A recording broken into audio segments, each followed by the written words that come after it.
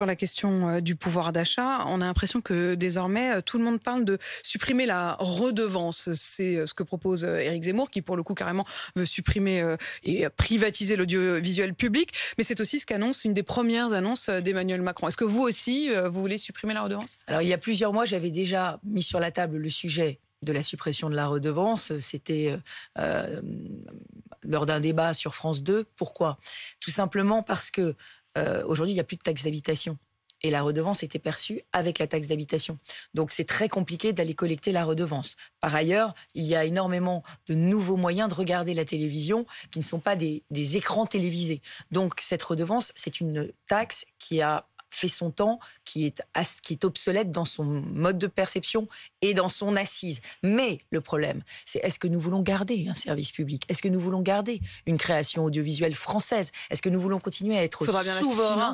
Et donc, il va falloir la financer. Il va falloir sécuriser le budget de la création audiovisuelle en France avec, je crois, une loi pluriannuelle. Le vrai problème avec Emmanuel Macron, c'est qu'il annonce toujours des nouvelles dépenses, toujours des nouveaux chèques, toujours de la nouvelle dette, toujours des nouveaux déficits. Je suis la seule candidate aujourd'hui dans cette campagne à oser dire qu'il va falloir faire des réformes, qu'il va falloir dépenser moins, qu'il va falloir réformer l'État, qu'il va falloir supprimer des postes de fonctionnaires dans l'administration administrante pour remettre des postes dans les priorités. C'est-à-dire qu'aujourd'hui, l'audiovisuel, il coûte 3,7 milliards par an. La redevance, qui était donc de 138 € en moyenne par foyer, ça rapportait 3,2 milliards. Si on supprime la redevance, pour autant, vous ne supprimerez pas les 3,7 milliards d'euros que coûte l'audiovisuel. Donc il faudra bien les trouver ailleurs. Oui, mais dans mon projet, il y a 75 milliards d'euros d'économies.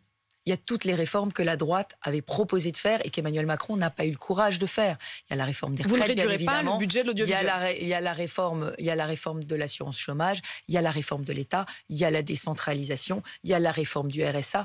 Toutes ces réformes dont personne ne parle parce qu'elles sont difficiles. Mais vous dites aussi que vous réduirez des dépenses. Moi, j'ai un programme de courage. Et je suis la seule aujourd'hui à proposer des choses courageuses dans cette campagne. Je vous repose la question, est-ce que vous réduirez le budget de l'audiovisuel? Je sanctuariserai un budget pour l'audiovisuel public à hauteur de 3,7 milliards garanti pluriannuellement, mais l'audiovisuel public ne sera pas exempt de toute cette revue générale des politiques publiques que je veux faire, c'est-à-dire je veux mieux dépenser. Il y a des économies à faire dans l'audiovisuel public sur l'administration administrante, comme il y en a à faire dans toute la sphère publique. Je le revendique, la performance publique aujourd'hui est aujourd'hui pas suffisante. Et c'est pour ça que nous sommes champions du monde des impôts, Madame de Malherbe, champion du monde des impôts et pas champion du monde des services publics. C'est pour ça que notre école va mal, notre santé va mal, notre justice va mal, parce que l'argent n'est pas mis au bon endroit.